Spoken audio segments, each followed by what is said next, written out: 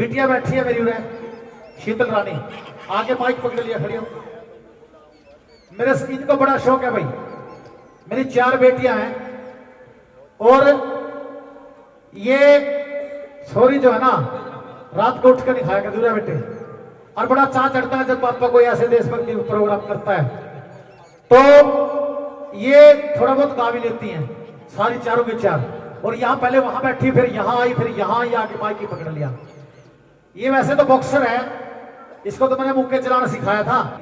और मैं बड़ा सौभाग्यशाली हूं भाई, ऐसी औलाद मिली है जो मेरे को ऐसे कामों के लिए सपोर्ट करती है। तो अभी बोलते हैं पापा जी मैं भी जो है देशभक्ति की 2 बात, जब भी कोई ऐसा प्रोग्राम आप अपनी तरफ से करते हो, आप एसोसिएशन की तरफ से करते हो तो मुझे बुलाया करो। मैं कहा ठीक है। तो 2 बातें आपको भी राष्ट्र निर्माण में देशभक्ति की ये गुड़िया ये बताएगी लड़की, आप लोगों को अच्छी लगे तो बाद में ताली जरूर बजा देना। उसके बाद हमारे सीसा सिंह बहुत बढ़िया सॉन्ग लेकर के आप लोगों के बीच में हाजिर होंगे। और सरपंच साहब आपको भी बोलना है इस माइक पे, हेड टीचर को भी बुलवाएंगे, बोलने करो, मारा मारा काम को नहीं है, थोड़ा सा आप भी वो करो। और हमारे एक्स फौजी हैं, किसी को भी कोई संदेश देना है, अपना सबका साझा स्टेज है, अकेला का हमारा नहीं है कि कलाकार के रूप में नहीं हूं मैं भी आप लोगों की तरह ही एक राष्ट्र निर्माण में अपनी सोच लगाने के लिए यहाँ पर खड़ा हूँ। और शीतल रानी इसका नाम है, इस बेटे के नाम से एक बार जोरदार ताली बजा दो। बेटा ध्यान से सुनना इसको, ठीक है, इसको ध्यान से सुनना। मेरे प्यारे सभी भारतवासियों, मैं जागलान शीतल रानी आज इस भारत माता के जागरण में आप सभी के सामने अपने कुछ विचार साझा करना चाहती हूँ कि आखिर देशभक्ति और राष्ट्र निर्माण है क्या। तो आज मैं खुलकर बोलूंगी और आप सभी समझकर सुनेंगे। आशा करती हूँ कि आप सभी समझकर सुनेंगे। मैं नहीं मानती कि राष्ट्रगान के 52 सेकंड में सिर्फ खड़े होकर गाना या वंदे मातरम भारत माता की जय के जोरों शोरों से नारे लगाना ही देशभक्ति है। क्योंकि महोदय यह वो सदी है जहां नीति, नियम और नैतिकता जैसे मूल्य की धज्जियां उड़ाते लोग मुझे नजर आते हैं। यह वो सदी है जहां सत्य, अहिंसा, सदाचार और सादगी जैसे मूल्य कौड़ियों के भाव बेचते लोग मुझे नजर आते हैं। और महोदय यह वो सदी है जहां घर में दो सगे भाई भी चैन, अमन और शांति के साथ बड़ी मुश्किल से जीते नजर आते हैं। और जिस देश का युवा फेसबुक, व्हाट्सएप, इंस्टाग्राम जैसे सोशल नेटवर्किंग साइट्स पर चैटिंग, सेटिंग, डेटिंग और फ्लर्टिंग जैसे मायाजाल में फंसा नजर आता है।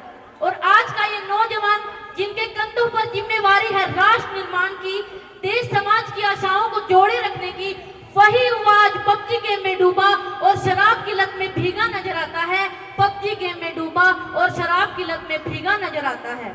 तो मैं इन युवाओं को कहना चाहूंगी कि मोह निद्रा में सोने वाले लोगों, अब भी वक्त है तुम जाग जाओ। इससे पहले कहीं तुम्हारी ये नींद इस राष्ट्र को ही न ले डूबे। इस मुल्क को खतरा न हिंदुओं से है न मुसलमानों से। अजय इस मुल्क को खतरा न हिंदुओं से है न मुसलमानों से। इस देश को तकलीफ है तो सिर्फ बेईमानों और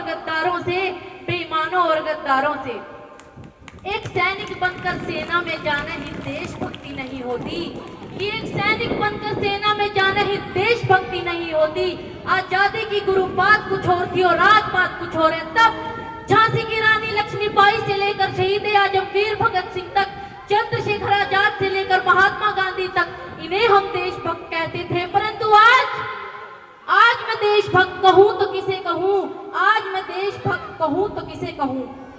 अपने समाज, परिवार और राष्ट्र के प्रति समर्पण का भाव है देशभक्ति। धर्म, लोकता को पछाड़कर ईमानदारी से किया गया हर काम है देशभक्ति। देशद्रोहियों के जीवन में आने वाला तूफान है देशभक्ति। और एक पत्रकार अपनी पत्रकारी पूरी ईमानदारी से करे तो वो है देशभक्ति। और एक शिक्षक पैसों के लिए नहीं बल्कि शिक्षा को आगे बढ़ाए जाने के उद्देश्य से आगे बढ़ाए तो वो है देशभक्ति।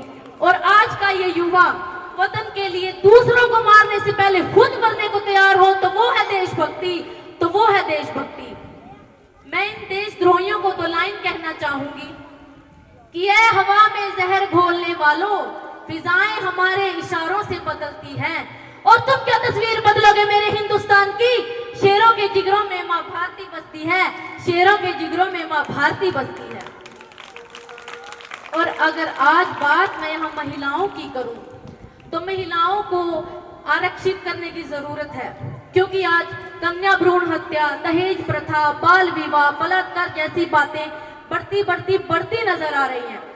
तो नारी शिव शक्तिकरण में मैं अपनी कुछ पंक्तियां अदा करना चाहूंगी कि इस वतन की रक्षा करने का हम लड़कियों को भी हक है, इस वतन की रक्षा करने का हम लड़कियों को भी हक है। और इतिहास की किताबें उठाकर देख लो जिनको भी हमारी काबिलियत पर शक है, इतिहास की किताबें उठाकर देख लो जिनको भी हमारी काबिलियत पर शक है।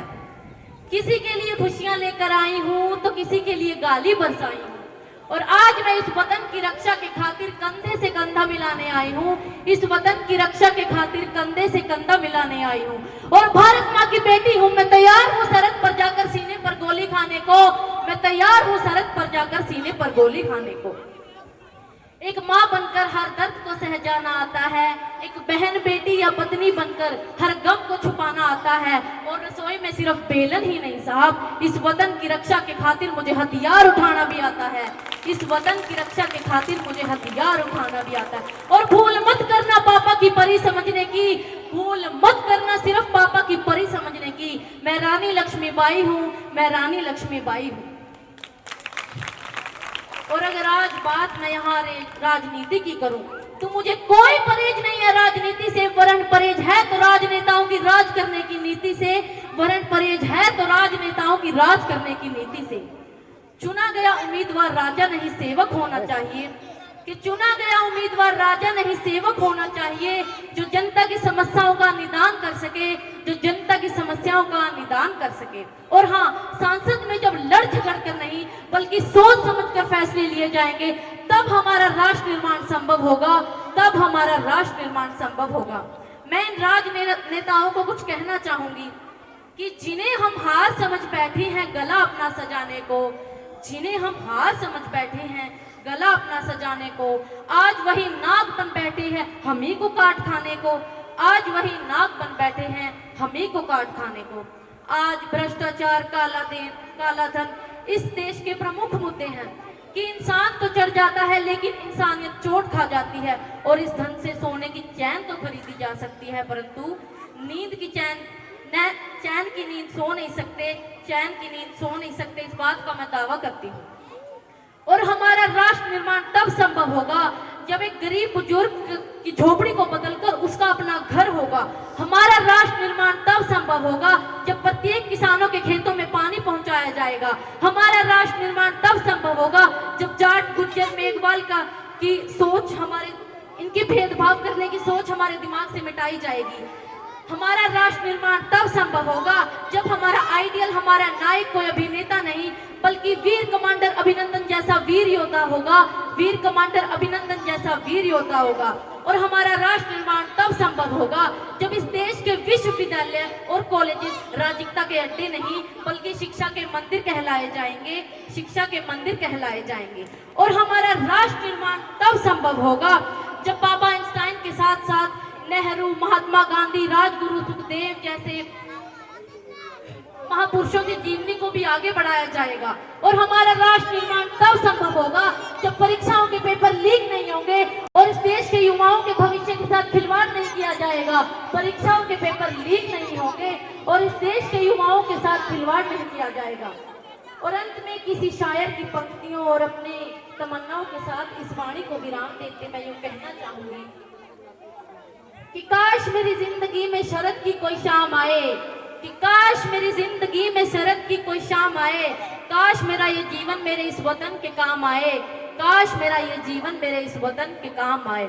कि न खौफ है मौत का, न आरज़ू है जन्नत की, न खौफ है मौत का, न आरज़ू है जन्नत की, बस जब कभी जिक्र हो शहीदों का तो उनमें मेरा भी एक नाम आए, तो उनमें मेरा भी एक नाम आए।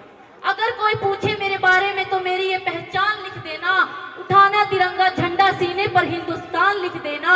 और अगर कोई पूछे कि ये पागल थी कौन, अगर कोई पूछे कि ये पागल थी कौन, तो इनकलाब जिंदाबाद लिख देना, क्रांतिकारियों की चेली, और इनकलाब जिंदाबाद लिख देना। और अगर बचा हो लहू बूंद एक सीने में, और अगर बचा हो जिस्म में लहू एक बूंद भी, तो उसे निकालना, माँ तुझे सलाम लिख देना, माँ तुझे सलाम लिख देना। धन्यवाद।